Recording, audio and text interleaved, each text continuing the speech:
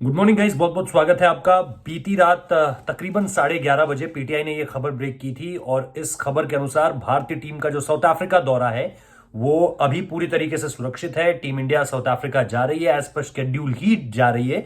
यानी कि 17 तारीख को जो पहला टेस्ट मैच है वो खेला जाना है और वो टेस्ट मैच जोबर्ग में खेला जाना है।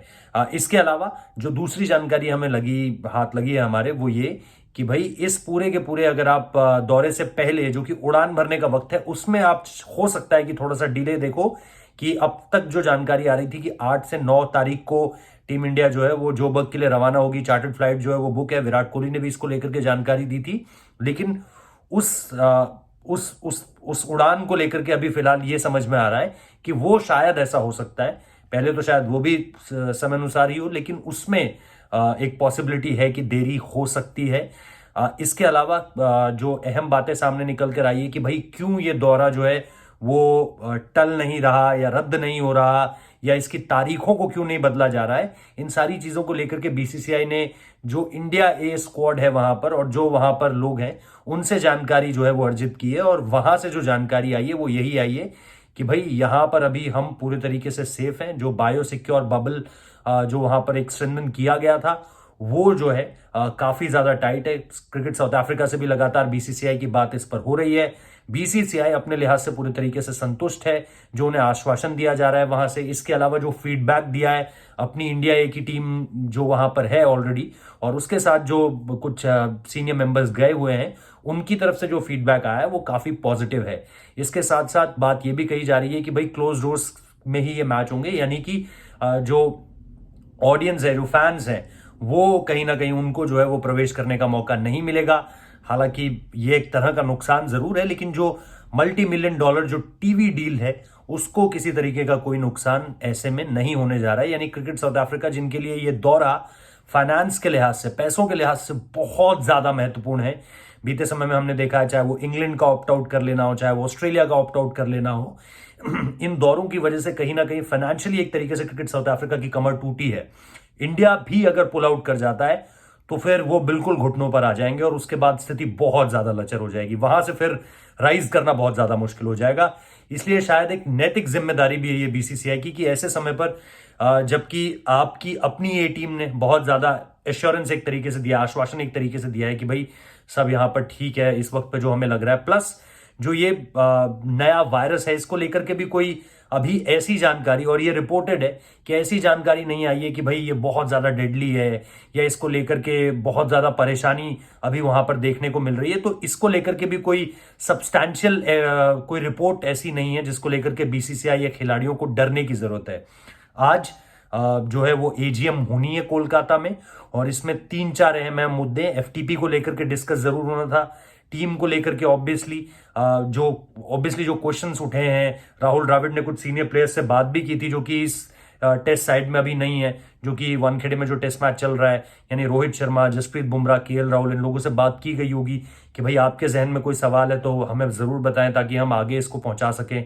इसको लेकर के भी है। बाकी जो अहमदाबाद की टीम थी जिसको लेकर के एक कंसर्न था कि भाई बैटिंग में उनके एक ओनर का नाम सामने निकल कर आ रहा था, उसको लेकर के भी ये जानकारी है कि वहां पर भी सारा पेपर वर्क क्लियर हो जाएगा और वो भी टीम जो है वो पूरे तरीके से, जो अब तक सवाल थे जिन पे बहुत ज्यादा बल नहीं था लेकिन फिर भी एक सवाल थे, उनको भी क्लैरिटी मिल जाएगी।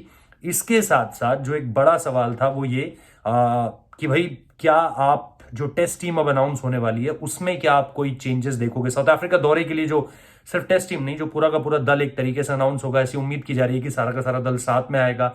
और इसके बहुत ज्यादा 99.99% चांसेस इसलिए हैं क्योंकि आप एक ही चार्टर भेज रहे हो। उस चार्टर में आप ये कोशिश करोगे कि आपका पूरा का पूरा जो दल है वो साथ में जाए, क्योंकि बबल टू बबल मूवमेंट ही है, इसलिए वहां पर आपको पहले क्वारंटीन में नहीं रहना पड़ेगा, आप सीधे बबल टू बबल मूव ही करोगे। तो इस वजह से आप क्या करोगे कि भाई एक साथ ही पूरे का पूरे दल का अनाउंसमेंट होगा और ये एक बड़ा दल होगा, 20 से 23 लोगों तक का ये दल हो सकता है। और उसमें जो बड़ा एक बड़ा खुलासा इस तरीके से पीटीआई की रिपोर्ट में हुआ है वो ये कि अजिंक्य रहाणे की जो पूरी की पूरी जगह है इस टेस्ट टीम में, उस पर एक बड़ा खतरा मंडरा रहा है। वो सीधे सीधे प्लेइंग 11 में वॉक इन अब नहीं कर सकते।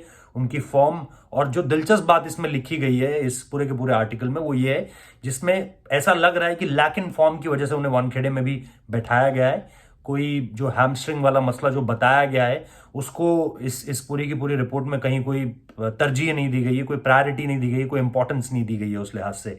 तो क्योंकि वो सीधे सीधे प्लेइंग 11 में वॉक इन नहीं कर रहे हैं, तो आप उन्हें वाइस कैप्टन कैसे बना सकते हैं? तो इसमें दो नामों का और जिक्र है, रोहित शर्मा और केएल राहुल के नामों का जिक्र है कि उन्हें ये अब जिम्मेदारी जो है वो दी जा सकती है। रोहित शर्मा का नाम ज्यादा लॉजिकल लगता है क्योंकि बीते समय में भी हमने देखा था कि जब उनके नाम को, जब ये आ रहा था कि विराट कोहली रेस्ट ले लेंगे, तब भी इस नाम के बड़े चर्चे थे कि रोहित शर्मा को जो है वो अब कप्तानी दे दी जाएगी। और फिर जब रोहित शर्मा ने भी ऑप्ट आउट कर लिया टेस्ट सीरीज से, तब जाके कानपुर टेस्ट में जहां पे ना रोहित थे ना विराट थे, तो रहाणे को कप्तानी दी गई। तो रहाणे को लेकर के बड़े सवाल हैं।